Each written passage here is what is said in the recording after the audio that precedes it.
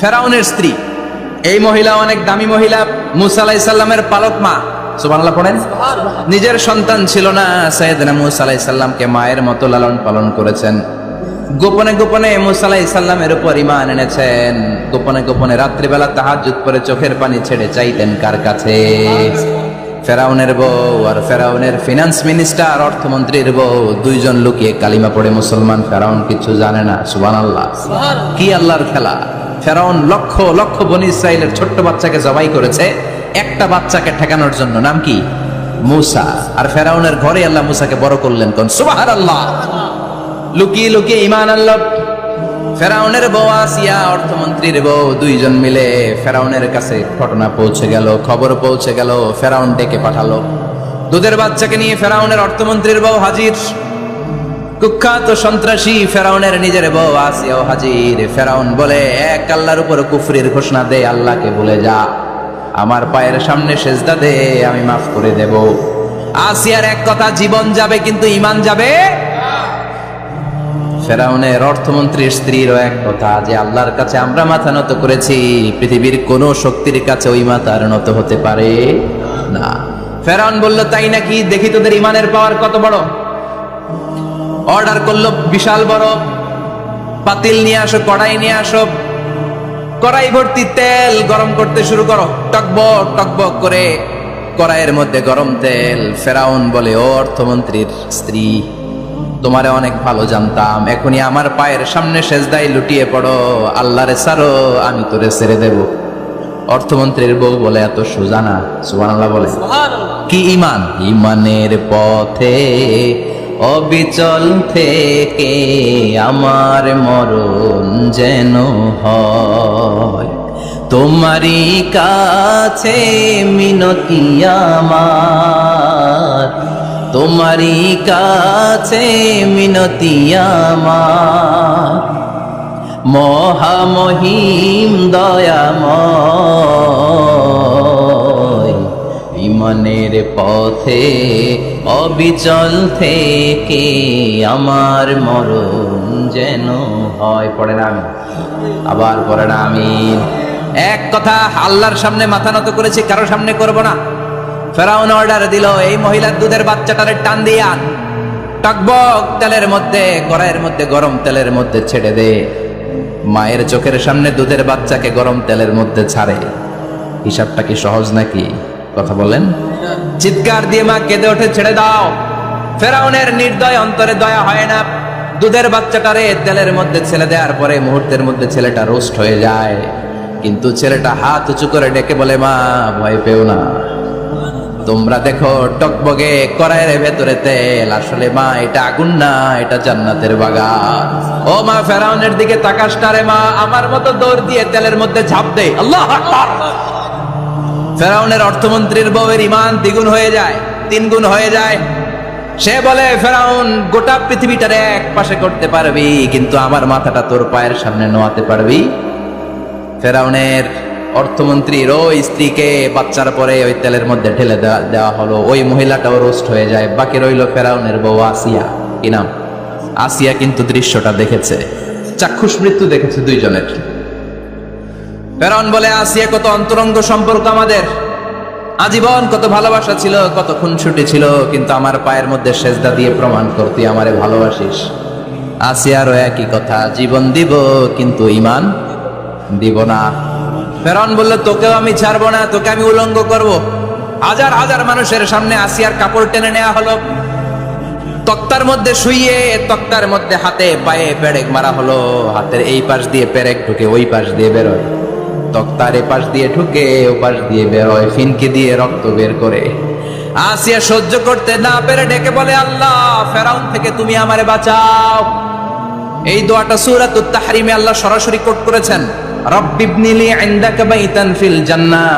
ও আল্লাহ, মালিক, তোমার পাশে জান্নাতে একটা ঘর বানায়া দিও। এরকম একটা সঙ্গীত আছে না নাই? এই সঙ্গীতটা সরাসরি সূরাতুত তাহরিম আসিয়ার দোয়া থেকে কোট করা হয়েছে। পড়েন সুবহানাল্লাহ। মালিক, তুমি জান্নাতে তোমার পাশে আমায় একটি ঘর বানিয়ে দিও। একটি ঘর বানিয়ে দিও সে বিভীষিকাময় মহাদিনে, তোমার প্রতিবেশী করে নিও মালিক তুমি জান্নাতে, তোমার পাশে আমায় একটি ঘর বানিয়ে দিও, একটি ঘর বানিয়ে দিও। আল্লাহু আকবার। সেই 5000 বছর আগের দোয়া আজও আমরা তাফসীর মাহফিলে গান বানিয়ে বলি। 5000 বছর আগের কথা আজও আমরা কোরআনের আয়াত হিসেবে পড়ি। আল্লাহু আকবার। কি মাকবুল হয়েছেন মহিলাটা আল্লাহর দরবারে। আল্লাহরে বললেন, আল্লাহ শুধু তোমার ইবাদতের কারণে আজকে আমার এমন দশা উলঙ্গ হওয়া লাগলো, আমার হাতে পায়ে পেরেক ঠোকা হলো। আল্লাহ এখন গরম তেলের মধ্যে ছেড়ে দেয়া হবে, তুমি বাঁচাও। আল্লাহ বললেন, জিব্রাইল আমার জান্নাতারে আসিয়ার চোখের সামনে তুলে ধর। আমার আসিয়া দুনিয়ার বুকে থেকে জান্নাত দেখে দেখে আমার মেহমান হয়ে আমার কাছে আসবে। Islamic quiz. পবিত্র কোরআন নাজিল হতে কত সময় লেগেছে? 22 বছর, 10 বছর, 15 বছর নাকি 23 বছর? পারলে উত্তরটি দিয়ে যান। আসিয়াকেও গরম তেলের মধ্যে ফেলে দেয়া হলো। দুনিয়ার বুকে থেকে জান্নাতের নমুনাটা দেখতে দেখতে সাইয়েদাতুনা আসিয়া আল্লাহর কাছে চলে গেলেন। পড়েন আল্লাহু আকবার। এজন্য ঈমানের পথে অবিচল থেকে আমার মরণ যেন হয়। পড়েন আমি। তাহলে আসিয়ার জীবনী থেকে আমার মায়েদের জন্য শিক্ষা হলো, ঈমান ছাড়া যাবে না, বেঈমান হয়ে মরা যাবে না, মাজারে গিয়ে মুশরিকাদের কাতারে নাম তোলা যাবে। ওই মায়েরা ঈমান কেমন করে রক্ষা করবেন? ঈমান কত বড় দামি জিনিস। ঈমান একজন নারীর মর্যাদা আল্লাহর কাছে কত বাড়িয়ে তোলে। আসিয়ার জীবনে এই শিক্ষাটা আছে না নাই? কথা কন, বোঝা যায়? বোঝা যায়।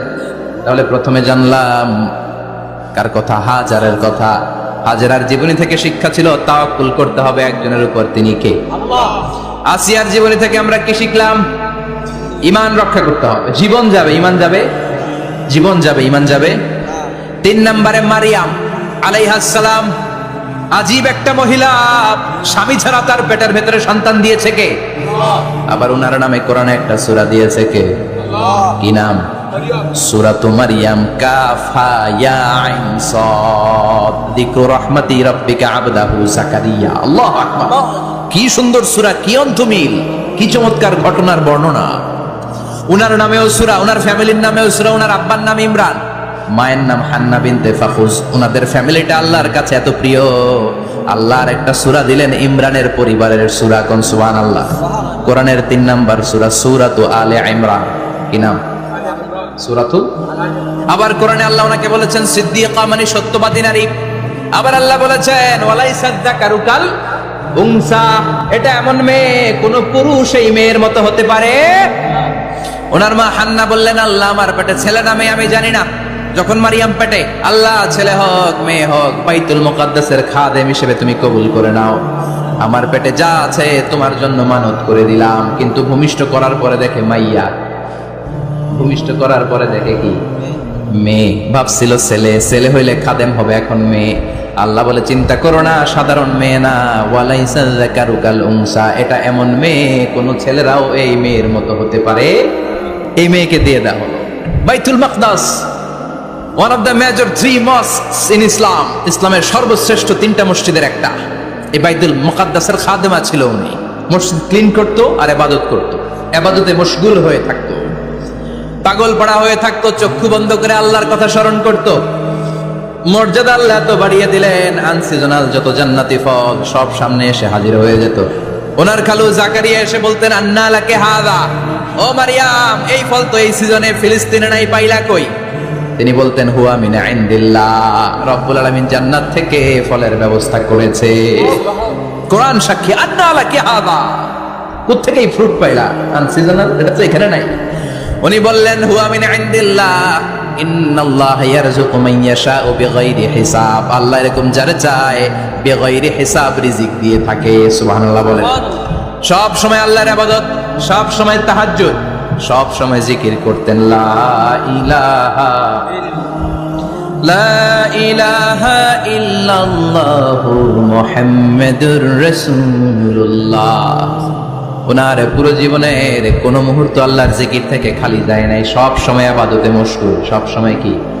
তার মানে মারিয়ামের জীবনী থেকে আমাদের শিক্ষা, আমার মায়েরা বোনেরা ইবাদতে মশগুল থাকতে হবে।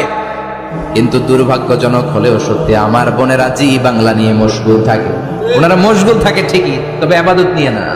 কি নিয়ে? কথা কন। জি বাংলা কি এখনো দেশে চলে? স্টার জলসা এগুলো চলে, কিরণমালা এই সিরিয়ালগুলো চলে। নতুন সিরিয়াল আসছে, নাম কত কয়েকটা, ওয়াজ মাহফিলে বলা লাগবে আমাদের। কি নাম, কি চলে এখন জানো না তুমি? সর্বনাশ, পাগলের মতো মহিলাগুলো বসে থাকে, রাতে দেখতে না পারলে সকালে কাজা কাফার আদায় করে। আছে না নাই? কাজা আদায় করে ফেলে সকালে। খবরদার, জি বাংলা স্টার জলসা হিন্দি মুভি নিয়ে মশগুল থাকা যাবে না আমার বোনেরা। আপনিই পারেন আপনার ফ্যামিলিটারে জান্নাতে ফ্যামিলি বানাতে, আপনিই পারেন পরিবারটারে শান্তিময় করতে। নারী ভালো তো পরিবার ভালো। এজন্য মারিয়াম আলাইহিস সালামের জীবনী থেকে আমার বোনদের জন্য শিক্ষা, ঘরের সব কাজ শেষে অবসর যে সময়টা পাবো ইবাদতে মশগুল হয়ে যাব, ঠিক কিনা? ইবাদতে মশগুল থাকার দরকার আছে না নাই? তাহলে মারিয়ামের মতো আপনাদের মর্যাদাও বাড়িয়ে দিবে কে? কয়জনের জীবনী গেল, আর বাকি কয়জন শুনবেন? কষ্ট হচ্ছে? এরপরে বিশ্বনবীর প্রথম বউ খাদিজা। কি সুন্দর না, খাদিজা বললে ভালো লাগে না? প্রথম নারী যিনি কালিমা পড়ে ইসলাম ধর্ম গ্রহণ করেছেন, আমাদের আম্মা জান।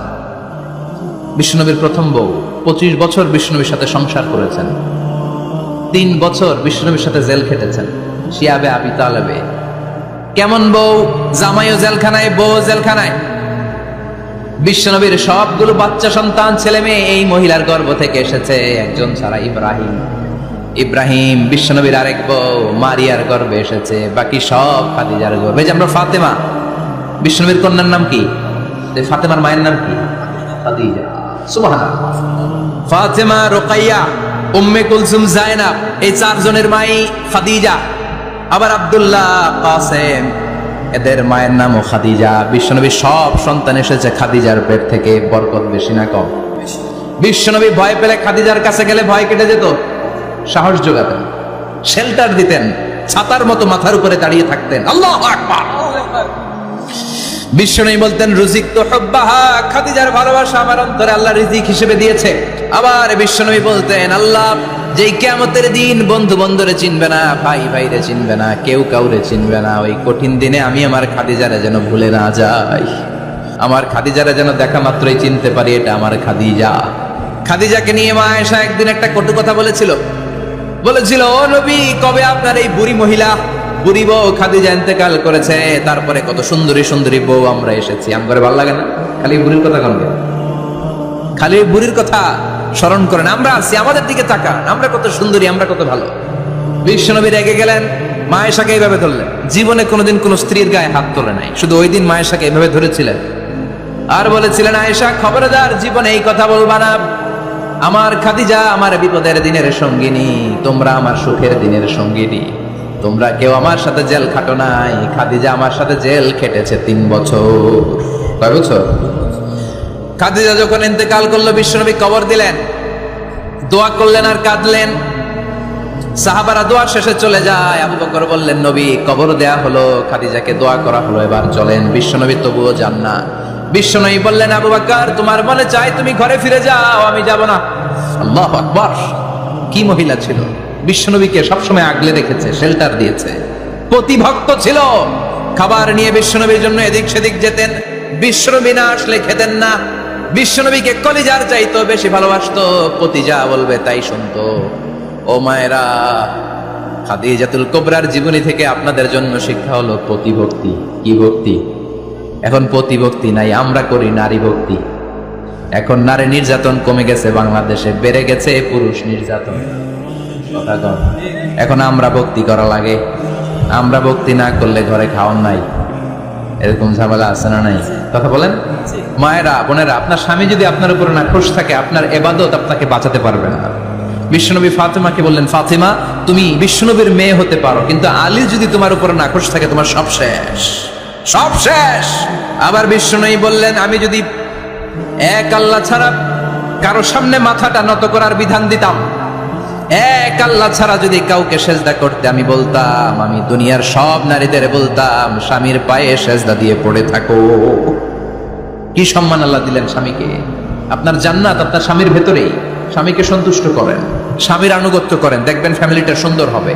আর স্বামীরা স্ত্রীদেরকে ভালোবাসেন, স্ত্রীদেরকে ভালোবাসার গল্প শোনাবেন, দামি দামি শাড়ি কিনে দিবেন, তারপরে রাত্রিবেলা গান শোনাবেন। শুধু বউয়ের গান, শালীর গান না, বাবির জন্য না, চাচাতো বোনের জন্য না, উল্টাপাল্টা জায়গায় করলে গুনাহ আছে না নাই?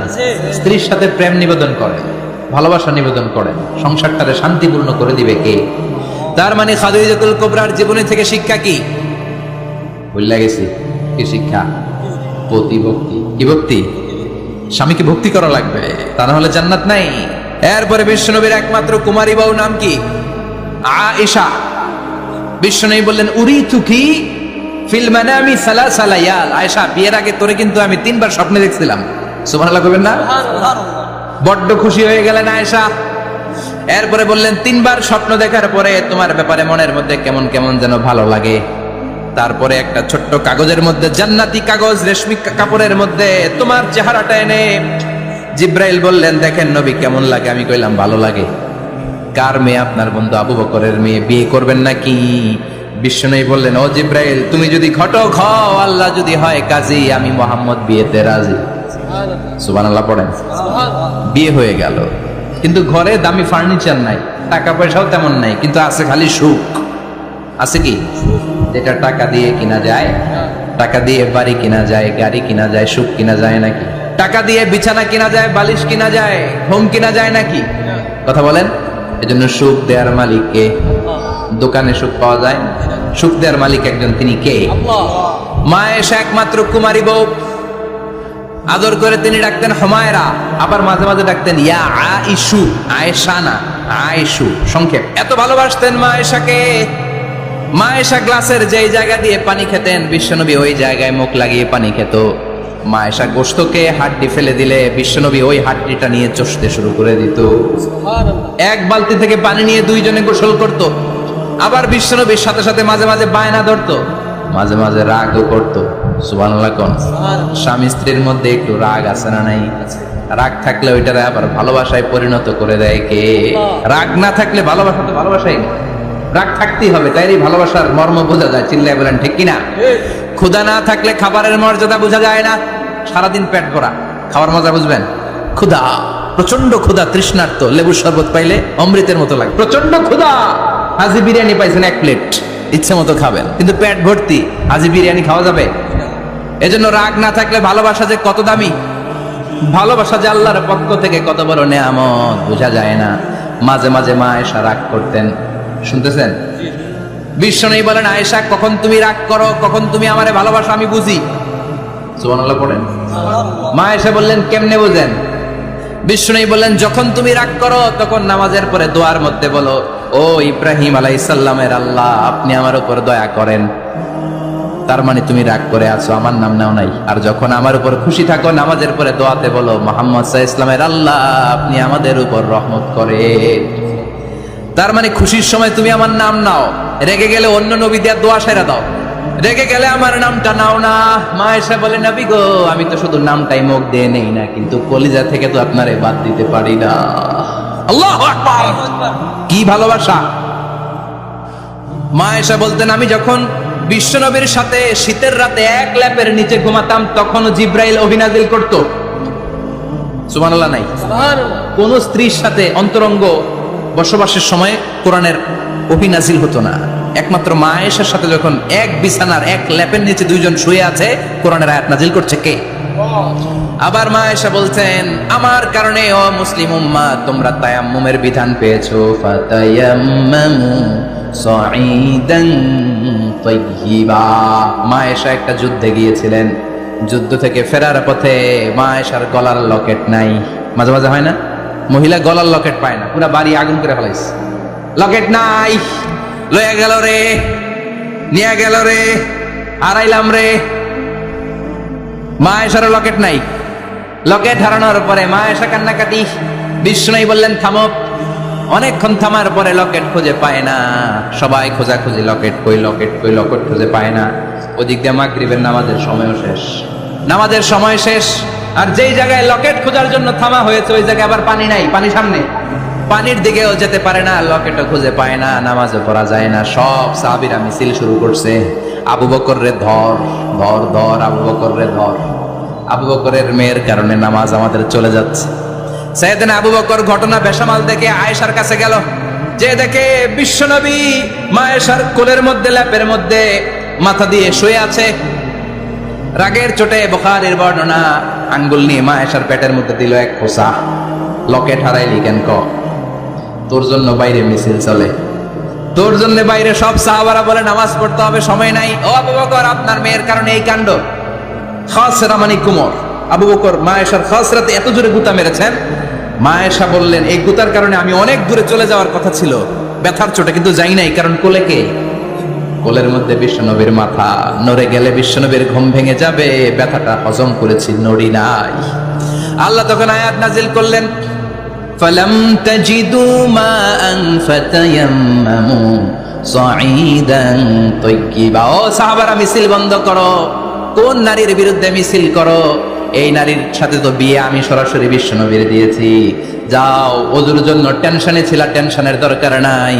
আয়েশার কারণে আজকে নতুন করে একটা বিধান দিলাম, আজ থেকে যদি ওজুর পানি না পাওয়া যায়, বালুর মধ্যে 2 হাত বাড়ি মেরে তায়াম্মুম করো, নামাজ পড়ে নাও, কবুল করে নিবে কে? এই মা আয়েশার লকেট হারানোর কারণে তায়াম্মুমের বিধান নাজিল হয়েছে। কোন সুবহানাল্লাহ। সে বলতেন, ও উম্মতেরা, জেনে রাখো যে তায়াম্মুম করো, এটা কিন্তু আমার কারণে পাইছো। সুবহানাল্লাহ কোন? আবার মা আয়েশা বলতেন, আমার কোলে মাথা রেখে বিশ্বনবী শেষ নিঃশ্বাস ত্যাগ করেছে, আবার আমার ঘরের মধ্যেই বিশ্বনবীর কবর। সুবহানাল্লাহ। বিশ্বনবীর কবরটা কিন্তু মা আয়েশার ঘরের মধ্যে। এখনো বিশ্বনবীর কবর যেই জায়গায়, এই জায়গায় মা আয়েশার ঘর ছিল। সুবহানাল্লাহ কোন? 2210টি হাদিস বর্ণনা করেছে। কত? কথা কন? 2210টা। ফ্যামিলির হাদিস বর্ণনার জন্য মা আয়েশাকে আল্লাহ তাআলা বিশ্বনবীর ট্যাপ রেকর্ডার বানিয়ে পাঠিয়েছেন। যাই বিশ্বনবী বলতেন, ট্যাপ রেকর্ডের মতো রেকর্ড করে সব সাহাবীদের কাছে বর্ণনা করতেন। কত কবিতা উনি নিজে জানতেন, নিজেই জানে না। কত মাসালা যে জানতেন তার কোনো হিসাব নাই। ইলমুল ফারায়েজ, বাপ মরলে ছেলে মেয়ে থাকলে কে কতটুকু সম্পদ পাবে, মা আয়েশার চেয়ে বিধান মদিনায় কেউ জানতো না। বিশ্বনবীর ইন্তেকালের পরে সাহাবাদের মধ্যে কোনো মাসালা নিয়ে কনফিউশন হলে সব সাহাবারা আম্মা জান আয়েশার কাছে এসে সলিউশন নিয়ে যেতেন। সুবহানাল্লাহ কোন? বিশ্বনবী যা বলেছেন সব মুখস্থ রেখেছেন, সব জ্ঞানের কথা ছড়িয়ে দিয়েছেন, সব সময় পড়াশোনা করতেন। সুবহানাল্লাহ। তার মানে মা আয়েশার জীবনী থেকে আপনাদের জন্য শিক্ষা হচ্ছে জ্ঞানার্জন, জ্ঞানানুরাগী হতে হবে। কি হতে হবে? জ্ঞানানুরাগী। বুখারীর বঙ্গানুবাদ পাওয়া যায়, কোরআনের বঙ্গানুবাদ পাওয়া যায়, ইসলামিক অনেক ভালো ভালো রাইটারের বই পাওয়া যায়, ঠিক কিনা? এগুলো পড়ার দরকার আছে না নাই? অনেকে বলে, হুজুর আমার ছেলেটা মোবাইল ছাড়া কিছু বোঝে না। কি কয়? মোবাইল ছাড়া কিছু বোঝে না। হুজুর মোবাইল দিলে ঠান্ডা, মোবাইল নিলে কান্দে, এরকম আছে না নাই? এর কারণ হাজব্যান্ড ওয়াইফ দুইটার কাছে সবসময় মোবাইল। কথা কন? বাবার কাছেও মোবাইল, মায়ের কাছেও মোবাইল। তো ছেলে মোবাইলের জন্য কাঁদবে না তো কি করবে? বাবার হাতেও যদি বই থাকে, মায়ের হাতেও যদি বই থাকে, ছেলে মোবাইল চাবে নাকি? ছেলেও চাবে বই, ছেলে চাবে কি? কথা বুঝতে পেরেছেন? এই জন্য জ্ঞান অনুরাগী হতে হবে মা আয়েশার মতো। মা আয়েশা 2210টা হাদিস মুখস্থ করেছে, আপনি কয়টা করছেন? উনি পারলে আপনি পারবেন না কেন? মায়েরা শুনতেছেন তো? আশা করি আপনারা শুনতেছেন। তাহলে মা আয়েশার জীবনী থেকে আমরা শিক্ষা পেলাম, জ্ঞান চর্চা করতে হবে। সর্বশেষ কোন নারী? কথা কন? ফাতিমা রাদিয়াল্লাহু তাআলা আনহা, বিশ্বনবীর কলিজার টুকরা। চাচাতো ভাই আলীর সাথে বিয়ে হলো। আলী যখন প্রস্তাব দিল, ফাতেমার কাছে যে বলে, ও ফাতেমা রাজি আছো কিনা? চুপচাপ, কথা কয় না। বিশ্বনবী বুঝলেন রাজি, দুইজনকে বিয়ে পড়িয়ে দিলেন। বিয়ে পড়িয়ে দুইজনকে দাঁড় করিয়ে দিয়ে বিশ্বনবী ওযু করলেন। ওযু করার পরে সামান্য কিছু ওযুর পানি ছিল, আলীর মাথার মধ্যে ছিটিয়ে দিলেন, বরকতের পানি। সুবহানাল্লাহ কইবেন না? সুবহানাল্লাহ। ওযু করে সাইয়েদনা আলীর মাথার মধ্যে ছিটিয়ে দিলেন আর দোয়া করে দিলেন, বারাকাল্লাহু লাকুমা ওয়া বারাকা আলাইকুমা ওয়া জামাআ বাইনাকুমা ফি খাইর। আল্লাহ তোমাদের দুইজনকে বরকত দিয়ে দাম্পত্য জীবন শুরু করার তৌফিক দান করুক। আবার দোয়া করলেন, আল্লাহুম্মা বারিক লাহুমা ফি বিনাইহিমা, ওদের সম্পর্কে বরকত দেন। ওয়া নাসালিহিমা শিবলিহিমা, ওদের গর্ভে যে সন্তান আসবে এগুলোর শ্রেষ্ঠ সন্তান বানান। 1 বছরের ব্যবধানে ঘরটাকে আলোকিত করে প্রথম সন্তানের জন্ম হাসান। সুবহানাল্লাহ। হাসান রে বিশ্বনবী এত আদর করেছেন, বিশ্বনবীর কাছ থেকে এত আদর কেউ কোনোদিন পায় নাই। হাসান রে বিশ্বনবী ডাকতেন লুকা। বুখারীর বর্ণনা, শব্দটা কি? লুকা মানে পিচ্ছি। ছোট বাচ্চাদেরকে আপনারা কি কন? আরে পিচ্ছি তো আমি কইছি, আপনারা কি কন? বাবু বলেন। আর কিছু কি বলেন? আর আর কিছু নাই। তাহলে যে বাবু পিচ্ছি, হ্যাঁ, এই বাবু পিচ্ছি আরবি হচ্ছে লুকা। বিশ্বনবী ফাতেমার ঘরে এসে বলতেন আইনা লুকা, পিচ্ছিটা কই রে? আমার হাসান কই, আমার নানা ভাই কই? আর বিশ্বনবীর আওয়াজ শুনলে হাসান এসে বিশ্বনবীর কাঁধে। আল্লাহু আকবার, আল্লাহু আকবার। বিশ্বনবী বলতেন ফাতেমা আমার কলিজার টুকরা, যে ফাতেমারে কষ্ট দেয় সে আমারে কষ্ট দেয়, ফাতেমারে আনন্দ দেয় মানে আমি বিশ্বনবীরে আনন্দ দেয়। এই ফাতেমা সব সময় পর্দায় থাকতেন, দিনের বেলা বেরোতেন না, সারা দিনে টয়লেট করতেন একবার, সেটাও করতেন রাত্রে, যাতে দিনের বেলা কেউ তারে না দেখে। কি ব্যালেন্স লাইফ, কি ব্যালেন্স লাইফ! রাতে একবার টয়লেটে যাওয়া মানে কি সারাদিন খাওয়া দাওয়া এরকম ব্যালেন্স করে করতেন। কেউ দেখতে পারে নাই ওনারে কেমন ছিল, কেউই জানতো না। এমন ভাবে চলাফেরা করতো, কোনো পুরুষদের সামনে দিয়ে কখনো যেতেন না। এই জন্য ইন্তেকালের আগে আলীকে বললেন, আলী, বিশ্বনবীর ওসিয়ত অনুযায়ী কিছুদিন পরে আমি আমার বাবার সাথে সাক্ষাৎ করব। ইন্তেকালের সময় বেশি লোক আমার জানাজাতে আসার দরকার নাই, নিজেরা দোয়া করে দিলে চলবে। আর আমার জানাজার খাটিয়ার উপর দিয়ে বিশাল একটা বোরকা দিয়ে দিও। এটার আরবিতে বলে নাউশ। কি বলে? এই প্রথম কোন নারী তার খাটিয়ার উপরে নাউশ ব্যবহার করেছে, জন্য এটাকে বলে সুন্নাতু ফাতিমা, ফাতেমার সুন্নাত। সাইয়েদাতুনা ফাতেমার আগে কেউ জানাজার খাটিয়াতে নাউশ ব্যবহার করে নাই। আল্লাহু আকবার। আলীকে বলে গেলেন, আলী, অল্প কয়েকজন পুরুষ নিয়ে জানাজা দিও, বেশি মানুষের কাছে আমার নিও না। দুনিয়ার বুকে আমি লুকিয়ে লুকিয়ে চলতাম, মরার পরে লুকিয়ে লুকিয়ে আল্লাহর কাছে চলে যেতে চাই, পুরুষদের সামনে আমার নিও না। ও মা, এই ফাতেমার জীবনী থেকে আপনার জন্য শিক্ষা হলো পর্দা। সব সময় পর্দাটা দেহে থাকার দরকার আছে না নাই? রাজি আছেন তো? তাহলে এই 6 জন নারীর জীবনে যদি আমার মায়েরা পরে, আমার মায়েরা বোঝে, ওই মায়েরা বিপদগামী হতে পারে নাকি? হতে পারে। তাহলে 6 জনের আবার রিভাইজ করে চলেন। প্রথমে বললাম কার কথা? হাজার। হাজারের জীবনী থেকে শিক্ষা কি? আল্লাহর উপর তাওয়াক্কুল। 2 নম্বরে বললাম কার কথা? আসিয়ার কথা। আসিয়ার জীবনী থেকে শিক্ষা হলো ইমানের পথে অবিচল থাকতে হবে, ঠিক কিনা? তারপরে মারিয়ামের জীবনী থেকে শিক্ষা হলো সব সময় ইবাদতে মশগুল। খাদিজার জীবনী থেকে শিক্ষা হলো প্রতিভক্তি, স্বামীর প্রতি আনুগত্য। মা আয়েশার